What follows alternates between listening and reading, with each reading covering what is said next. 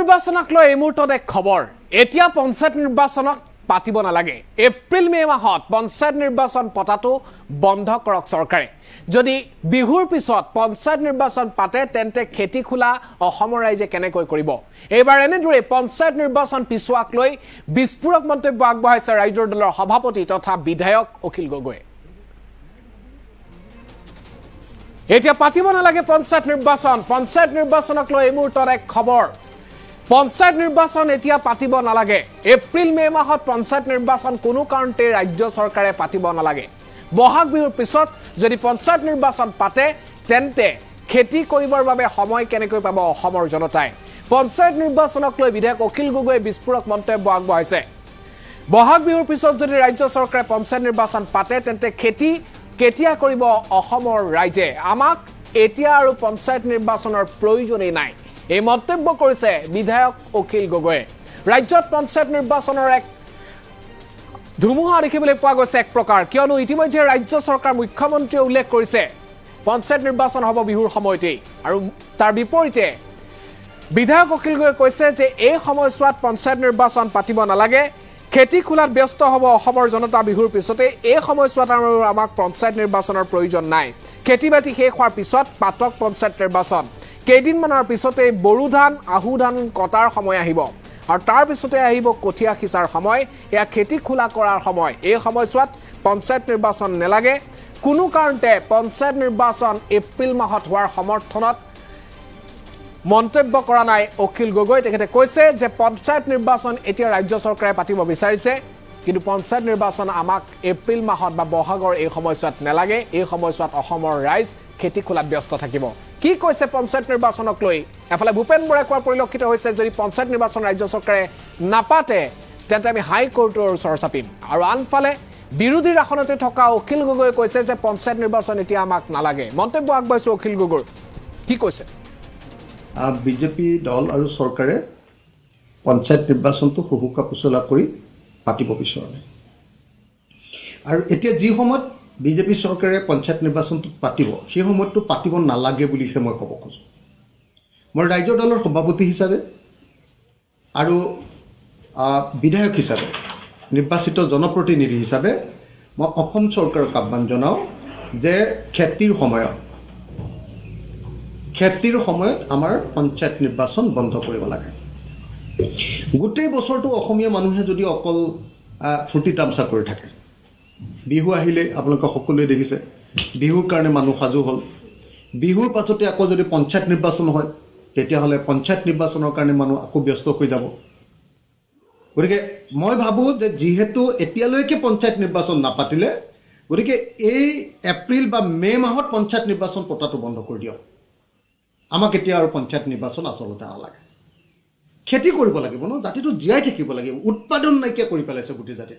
জাতিটোক এফালেদি আপোনালোকে সকলোৱে দেখিছে যে চাউল খুৱাই এই জাতিটোক একেবাৰে উৎপাদন নাইকিয়া কৰি পেলাইছে এফালেদি কেৱল হিতাধিকাৰী আঁচনি দি জাতিটোক বৰবাদ কৰি পেলাইছে আৰু আনফালেদি ব্যৱসায়বিলাক চব বাহিৰৰ পৰা অহা কোম্পানীবিলাকে অনলাইন বিজনেছে গোটেই ব্যৱসায়টো লৈ লৈছে দ্বিতীয় ব্যৱসায়টো লৈ লৈছে ডাঙৰ ডাঙৰ শ্বপিং মলবিলাকে গোটেই খুচুৰা ব্যৱসায় গোটেইবিলাকে এতিয়া শ্বপিং মলবিলাকে লৈ লৈছে আৰু 3 নম্বৰ ডাঙৰ ব্যৱসায়টো লৈ লৈছে মাৰোৱাৰী ব্যৱসায়ীবিলাকে তাৰ ফলস্বৰূপে কি হৈছে অসমীয়া জাতিৰ হাতত কোনো উৎপাদন নাই কোনো ব্যৱসায় নাই কোনো বজাৰলৈ নাযায় আৰু কেৱল চৰকাৰে দিয়া চাউল চৰকাৰে দিয়া কেইটামান নগদ টকা এইবিলাকৰ ওপৰত অসমীয়া জাতিটো জীয়াই থাকিবলৈ আৰম্ভ কৰিবলৈ লৈছে তাৰ ফলস্বৰূপে এই জাতিটো আগলৈ বহাৰ পৰিৱৰ্তে সদায় আমি দেখিবলৈ পাইছোঁ যে এই জাতিটো বাৰম্বাৰ পিছলৈ গৈ আছে তো দীৰ্ঘদিন ধৰি আমি দেখিলোঁ কেতিয়াবা বিহু পাতিলে তাৰপিছত আকৌ ঝুমুৰ পাতিলে তাৰপিছত এতিয়া চৰকাৰী ইটোৰ পিছত সিটো ফাংচন আমি দেখিছোঁ উৎসৱৰ পিছত উৎসৱ মানে কোনদিনা অসমীয়া জাতি অনবৰতে যদি উৎসৱেই পাতি থাকে বিহু পাতিব 3টা পূজাও পাতিব গোটেইখন যিমান পূজা আছে যাৰ যি উৎসৱ আছে সববিলাক পাতিব আমাৰ জনগোষ্ঠীবিলাকৰ উৎসৱবিলাকটো আছে সেইবিলাকটো আমি পাতিবই লাগিব আমাৰ খিলঞ্জীয়াৰ উৎসৱ তাৰ উপৰিও একদম ফাকুৱাৰ পৰা আৰম্ভ কৰি একেবাৰে আপোনাৰ হলিৰ পৰা আৰম্ভ কৰি তাৰপিছত বিহাৰীসকলৰ কি কয় এইটো আপোনাৰ কি বুলি কয় এইটো আপোনাৰ কি কয় এইটো আপোনাৰ ছট পূজাৰ পৰা আৰম্ভ কৰি একদম মানে আপোনাৰ একদম মানে কি ক'ব টমেটো ফেষ্টিভেললৈকে অকল যদি গোটেই বছৰটো অকল যদি ধেমালিয়ে কৰি থাকোঁ,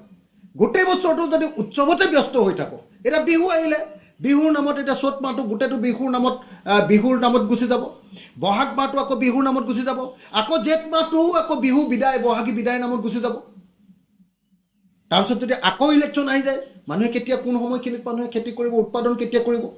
সেইকাৰণে মইতো ক'ব খোজোঁ, ৰাইজৰ দলৰ সভাপতি হিচাপে দায়িত্ব সহকাৰে অসমৰ মুখ্যমন্ত্ৰী ডাঙৰীয়াক মই অনুৰোধ জনাইছোঁ,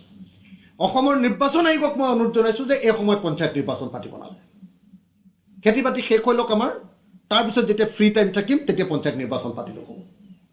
এতিয়া খেতি কৰিবৰ সময়ত অকণমান বাৰিষা বৰষুণ যে আহিছে, এতিয়া বড়ো খেতি কাটিবলগীয়া হ'ব। অলপ কেইদিনমানৰ পাছতে আমি আহু বা বড়ো খেতিটো আমি এতিয়া কাটিবলৈ যাম, ধান কাটিব হ'ব, বাৰিষা হৈ যাব নহ'লে ধান কাটিব লাগিব। কেইদিনমানৰ পাছত ধান কাটিব লাগিব, বাৰিষা অহাৰ লগে লগে এপ্ৰিল মাহত ধান কাটিব লাগিব, তাৰপিছত আকৌ কঠীয়া পাৰিব লাগিব, তাৰপিছত ধান ৰুব লাগিব। সেইবিলাক কাম নকৰি এই মুহূৰ্তত যদি অকল আজি বোলে নিৰ্বাচন, কাইলৈ বোলে কি কয় আপোনাৰ বিহুৰ কম্পিটিশ্যন, পৰহিলৈ বোলে ঝুমুৰৰ কি কয় আপোনাৰ হেৰি, তাৰ পিছদিনা বোলে আপোনাৰ কি কয় আকৌ এই কান্ধত কললৈ যে আজিকালি খোজকাঢ়ি যায়, কি বুলি কয় এইটো মানে এইটো কি কয় আপোনাৰ হেৰি বলবম পাতিম, পৰহিলৈ বলবম, তাৰ পিছদিনা পূজা, তাৰ পাছত আকৌ কি কি ফেষ্টিভেল, দুনিয়াত যিমান ফেষ্টিভেল আছে চববিলাক অসমত পাতক। 1 কোটি মানুহে আকৌ 1 কোটি মানুহৰ মোৰ আপোনাৰ দেশৰ এটা ফেষ্টিভেল আকৌ পাতিবলৈ গৈ আছে। অকল এইটো কৰি থাকোঁতে অসমীয়া জাতিয়ে উৎপাদন কৰিব কেতিয়া? পইচা ইনকাম কৰিম কেতিয়া? অসমীয়া মানুহক এই মুহূৰ্তত কৰিব লাগিছিলে চবকে প্ৰফেশ্যনেল, পেছাদাৰী। বজাৰলৈ যাবলৈ শিকাব লাগিছিলে, খেতি কৰিবলৈ শিকাব লাগিছিলে,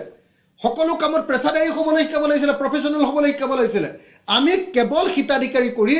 আমি কেৱল আপোনাৰ উৎসৱত মত্ত কৰি, আমি কেৱল বিনামূলীয়া চাউল দি অসমীয়া জাতিটোক সুৰূপা জাতিত পৰিণত কৰি পেলাইছোঁ। আৰু যি সময়ত চৰকাৰে আমাক আগবঢ়াই লৈ যাব লাগে সেই সময়ত আমাক পিছুৱাই লৈ গৈ আছে। যি সময়ত অসমীয়া জাতিক প্ৰফেশ্যনেল কৰিব লাগে সেই সময়ত আমাক আটাইতকৈ বেছি নিৰ্ভৰশীল কৰি আছে। তেতিয়াহ'লে কি হ'ব এইটো জাতি? অকল ইলেকশ্যন, এই ইলেকশ্যন আহিলে আকৌ আপোনাৰ পঞ্চায়ত ইলেকশ্যনৰ পাছতে আকৌ ডাঙৰ ইলেকশ্যনটো আহিলে, 26ৰ ইলেকশ্যনটো আহিলে, অকল ইলেকশ্যন, ধেমালি, বিহু, ঝুমুৰ, তাৰপিছত কি 1 কোটি মানুহৰ মোৰ আপোনাৰ দেশ, তাৰপাছত আপোনাৰ ঝুমুৰ কি কয় আপোনাৰ বাগৰুম্বা, এনেকৈ গোটেইবিলাক কৰি থাকোঁতেই গোটেই অসমীয়া জাতিটোৱে যদি অনবৰতে উৎসৱ কৰি থাকোঁ, কোন সময়ত আমি উৎপাদন কৰিম? কোন সময়ত আমি ইণ্ডাষ্ট্ৰি খুলিম? কোন সময়ত আমি ব্যৱসায় কৰিম? কোন সময়ত আমি কি কয় আপোনাৰ খেতি কৰিম? কোন সময়ত আমি টকা গোটাম? টকা যিকেইটা মানুহে পাব সেইকেইটা অকল উৎসৱতে খৰচ কৰি দিব, সেইটো জাতিৰ ক'ত উন্নতি হ'ব? গতিকে এই মুহূৰ্তত মই কওঁ যে পঞ্চায়ত নিৰ্বাচন এতিয়া পাতিব নালাগে। এতিয়া বড়ো ধান, আহু ধান কেইদিনমানৰ পাছতে কটাৰ সময়, আমাক ধান খেতি কৰিবলৈ দিব লাগে। তাৰপিছত কঠীয়া পাৰিব, শালি ধানৰ কঠীয়া পাৰিবৰ সময় আমাক কঠীয়া পাৰিবলৈ দিব লাগে। তাৰপিছত খেতিটো কৰাৰ সময়ত ধান খেতিটো কৰিবলৈ দিব লাগে। ধান খেতি শেষ হোৱাৰ পাছত নিৰ্বাচন হ'ব, পঞ্চায়ত নিৰ্বাচন নেপাতে, আৰু কিবা কিবি নিৰ্বাচন যি আছে চব একেলগতে পাতি দিয়ক। কিন্তু এনেকৈতো উৎপাত কৰি অনবৰতে গোটেই জাতিটোক অকল কাম নকৰি অকল এনেকৈ সুৰূপা জাতি এটা, এলেহুৱা জাতি এটাত পৰিণত কৰাটো অত্যন্ত দুৰ্ভাগ্যজনক হ'ব।